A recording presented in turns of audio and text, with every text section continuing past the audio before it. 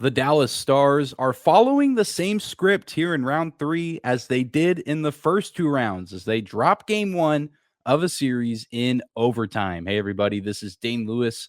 Welcome back to the Locked On Dallas Stars podcast. Let's say quick, instant post-game reaction here as we begin the weekend, and the Stars find themselves in a very familiar spot here in the 2023 Stanley Cup playoffs, facing an 0-1 deficit to begin the series, a deficit they've been able to overcome twice, eventually winning the series, once against the Minnesota Wild and once against the Seattle Kraken. And plenty of good to take away from this game for the Stars, but also plenty of concerns as well, as they did not play a perfect game by any stretch of the imagination. But I feel like this first game against the VGK going to be a pretty good indicator of the sort of series that we have in store for a series that I imagine will go 6 or 7 games.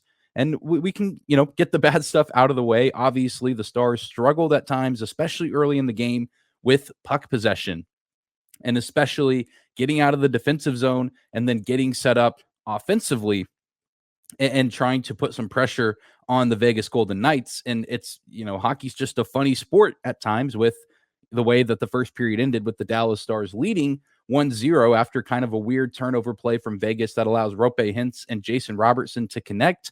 Finally, great to see Jason Robertson get back on the score sheet. But, it was really kind of the first period and the majority of the second that saw the Vegas Golden Knights take control of the game from an offensive standpoint and really suffocated the Stars and made things difficult for them in terms of getting set up on offense and trying to play their style of hockey. And not really till the middle of the third period, when, especially after Roope Hintz scored his goal, did we see the Stars get back into the game. And I really didn't have an issue for the most part with how Jake Ottinger played this game in net. If you really think about it, some of these goals, I don't want to say lucky. I can already envision all the Golden Knights fans down in my comments saying, "Oh, it's not lucky. The better team won, and the Stars are awful. The Stars are going to get swept." I can see it now, but if you think about it, I will use the word fortuitous in this situation with a puck that bounces off the boards off of a shot. Of course, Ryan Suter could have played William Karlsson a lot better defensively there, but a pretty fortuitous situation. You look at the third goal, the goal that seemed like it might be the game winner for Teddy Bluger. I believe I'm pronouncing that name right. His first of the postseason. I don't think that the Stars would have had a successful challenge for goalie interference there. A case to be made, but even just watching the replay, I understand why the Stars don't challenge goalie interference there, because they probably weren't going to win that challenge. You don't want to find yourself down a man in the third period, down a goal, needing to generate some offense. And so I understand why they don't do that, but still kind of a weird play that you don't see very often. Jake Ottinger certainly was hindered in making a save there. So I'm not going to say every single goal was a fortuitous one for the VGK, but they certainly had some obscure opportunities that you don't always see a team get in a hockey game on a night-to-night basis. So they to their credit, they did take advantage of those opportunities and they made the most of it. And even that overtime goal, such a weird, funky play. And Brett Howden was certainly giving it his all and made an excellent effort there, but not a traditional overtime game winner, which has really been the case in all three of the game ones that the Stars have played.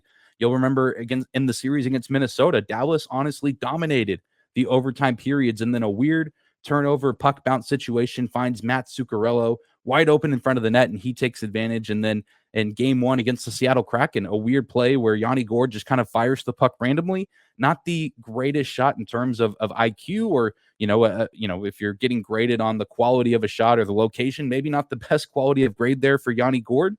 But Jake Ottinger wasn't ready for it, and it flies past him.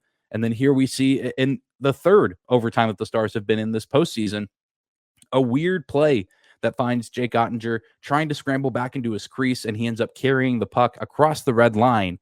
So again, credit to the VGK for taking advantage of the opportunities and making plays when they needed to, but it also was pretty untraditional. And the Stars honestly were deserved, or not deserved, but we're on the receiving end of some of that as well. The Jason Robertson goal was kind of a funky play, and even the Jamie Benn goal, just a mad scramble around the crease. Really nice stuff from the Stars there, Pavelski, to get the puck to Jamie Benn. So it's not to say that the Stars didn't get their stretch of luck as well. I'm not trying to argue that by any means, but I feel like that there should be some comfort taken for Dallas Stars fans in knowing that the VGK took advantage of the opportunities they got, but the Stars got their opportunities too and really did play well down the stretch of the game. And I think that that's where some of the comfort should lie too, that the Stars eventually did settle kind of into their style of play.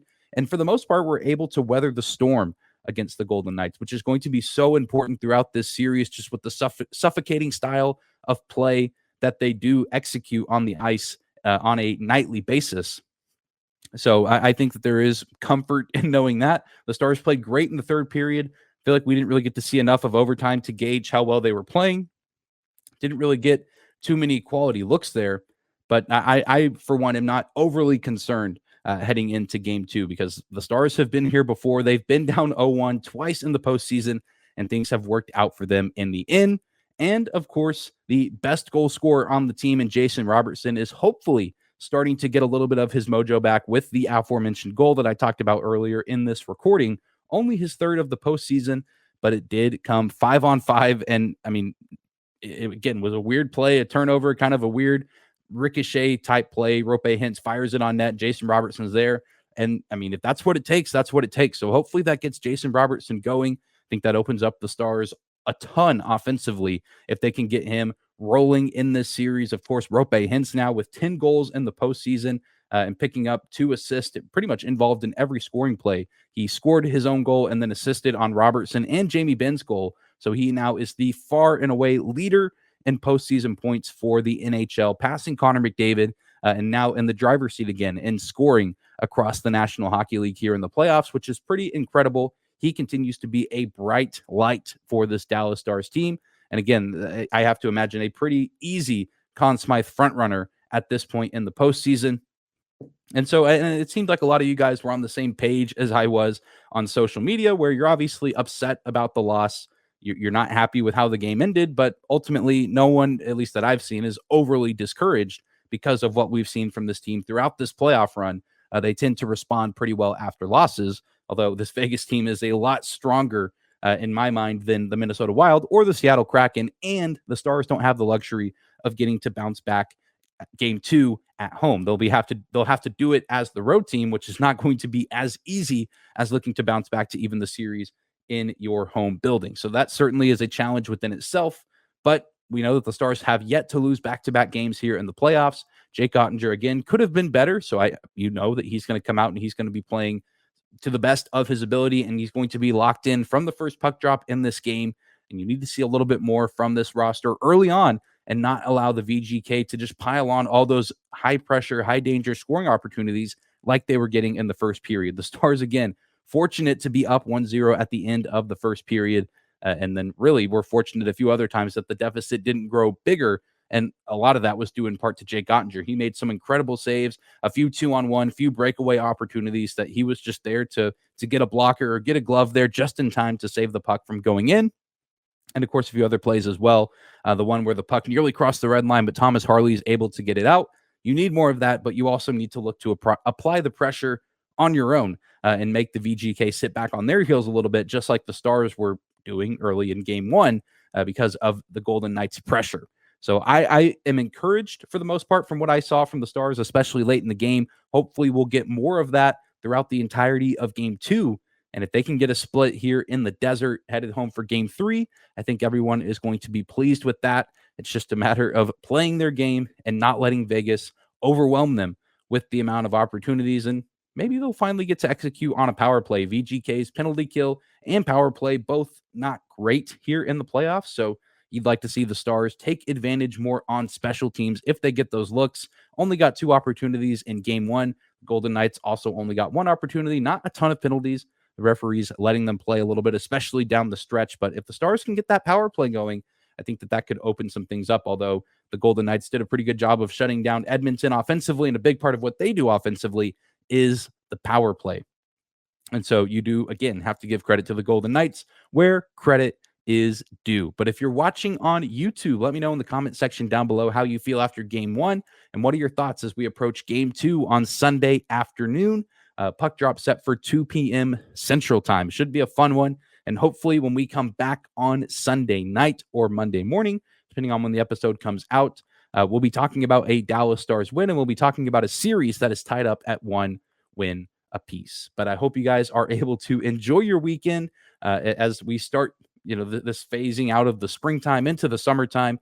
Be sure to follow us on social media. Just search Locked On Stars on Instagram and Twitter. We just recently passed 2,000 followers on Twitter, which is incredible. Thank you guys for the continued support. Subscribe to the show here on YouTube or your favorite podcasting platform of choice. Again, enjoy your weekend and enjoy Game 2 on Sunday. And we'll see you right back here in a couple days.